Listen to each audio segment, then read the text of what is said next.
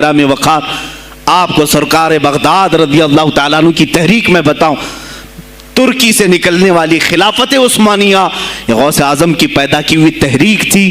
اتنا ہی نہیں، آپ کے آخری زمانے میں سرکار خواجہ غریب نواز معین الدین چشتی رضی اللہ تعالیٰ عنہ کی ملاقات بغداد میں ہوئی، معین الدین اجمیری رضی اللہ تعالیٰ عنہ کی ملاقات ہوئی۔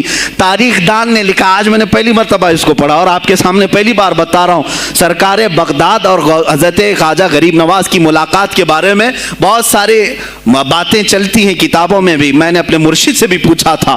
بہرحال ایک کتاب سے مجھے آج یہ بات ملی کہ سلطان الاولیاء غوث پاک نے حضرت خواجہ غریب نواز کو کیا وصیت کی تھی، کیا کہہ کر کے بھیجا تھا۔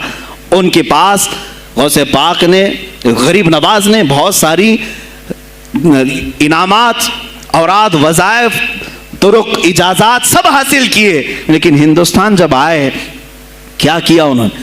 یہ بھی بتایا گیا کہ غوث پاک کی یہ تحریک تھی۔ کیا؟ سلطان الہند سرکار غریب نواز نے شہاب الدین غوری کو بلا کر کے ہندوستان میں پرچم اسلام لہرانے کا حکم دیا تھا۔ یہ تحریک بھی سرکار غریب نواز نے لائی تھی بغداد کے ولی کامل سے۔ تم کیا سمجھتے ہو یہ اولیاء خالی مسلح لے کر کے گھومتے تھے؟ یا اولیاء اکرام صرف گدی نشین تھے؟ نہیں میرے عزیزو، یہ حکومت وقت کو آنکھ میں آنکھیں ڈال کر بات کرتے تھے اور پھر نظام مصطفیٰ کی بات للکار کر کے کرتے تھے۔ آج کے زمانے میں کچھ لوگوں نے اولیاء کو ایسا پیش کیا ہے جیسے وہ درویش بس جنگل میں رہتے تھے اور کچھ نہیں۔ نہیں میرے عزیزو، وہ اللہ کے شیر تھے، اللہ کے شیر تھے۔ اسی لیے تو اقبال نے کہا ہے، اللہ کے شیروں کو آتی نہیں روباہی۔ وہ کبھی لومڑی پن کا انہوں نے اپنے آپ میں اظہار ہی نہیں کیا کہ نہیں یہ بھی چلے گا وہ بھی چلے گا، کبھی نہیں۔ وہ گرجتے تھے اپنے تخت پر، اپنی خانقاہوں پر۔ دیکھیں خلیفہ مستنجد باللہ، ابو المظفر اس کو کہتے ہیں، بغداد کا وہ خلیفہ، عباسی خلیفہ، بڑا طاقتور، اور اسی کے زمانے میں غوث پاک ہیں۔ ایک فارس سے آنے والے اجمی شیخ عبد القادر جب بغداد کی جامع مسجد میں بیان کر رہے ہوں، در و دیوار ہل رہے ہیں۔ وہ اپنے خلافت کے دربار میں بیٹھا ہے خلیفہ، اچانک بہت زور کی آواز آئی، پورے محل میں گونج گئی۔ پوچھا یہ آواز کیسی بغداد میں؟ لوگوں نے معلوم کر کے بتایا کہ شیخ عبد القادر جیلانی نے چھینک ماری، ان کے مریدوں نے صرف جواب دیا ہے۔ ان کو چھینک آئی تھی، جواب میں لوگوں نے یرحمک اللہ کہا، وہ خلیفہ وقت کے محل تک پہنچ گئی آواز۔ تو اس نے کہا یہ تو پورا ہلا دینے کی بات ہے۔ ایک بات یاد رکھو میرے عزیزو، آواز ہو سکتا ہے تمہاری مسجد سے باہر جائے نہ جائے، تمہاری آواز کا دار و مدار تمہارے گلے پر نہیں ہے۔ ایک بار تم پکارو گے، پہنچانا میرے مولا کا کام ہے۔ اب ہماری آواز کہاں کہاں تک پہنچتی ہے، کس کے ٹائر پھٹتے ہیں، یہ سب بات کی بات ہے۔ تم پکار کر کے تو دیکھو، اللہ رب العزت کے نام پر۔ عزیزان گرامی وقار، مستنجد باللہ آیا اور وہی کیا جو ہر عیاش کرتا ہے۔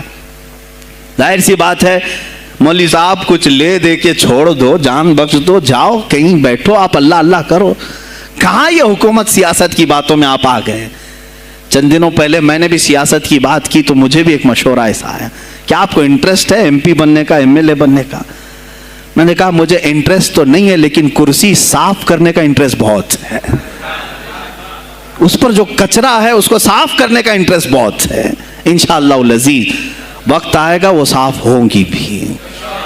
عزیزان گرامی، مستنجد باللہ 10 اشرفیوں کی تھیلیاں لے کر سونے کی غوث پاک کے دربار میں آیا۔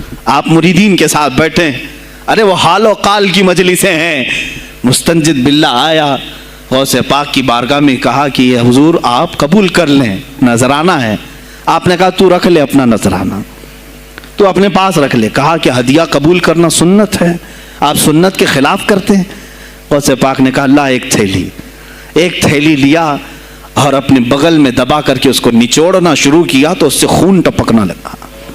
خون اتنا ٹپکنے لگا تو حاضرین مجلس دم بخود رہ گئے۔ خلیفہ مستنجد باللہ بھی دیکھ رہا تھا۔ غوث پاک نے فرمایا ابھی تو یہ ایک تھیلی ہے، میں 10 کو نچوڑوں گا تو یہ خون تیرے دربار تک پہنچ جائے گا، تیرے دربار تک پہنچ جائے گا۔ تو مجھے وہ اشرفیاں دینے آیا ہے جو تو نے غریبوں کے مال کو چوس کر کے حاصل کیا، تو مجھے خریدنے کے لیے آیا ہے۔ اگر مجھے تیرے خاندان کی حرمت کا خیال نہ ہوتا تو میں آج پورے بغداد کی نالیوں میں اسی کا خون بہاتا۔ خلیفہ مستنجد باللہ بے ہوش ہو گیا، اور اس کے بعد جب ہوش آیا اس نے توبہ کیا اور آپ کے ہاتھ پر بیعت بھی کیا۔ اب اس کے بعد وہ خلیفہ ایسا پاک ہوا، نظر غوث جو پڑھی۔ اب اس کے بعد دربار خلافت کے حالات کیا ہو گئے، سنیں میں آج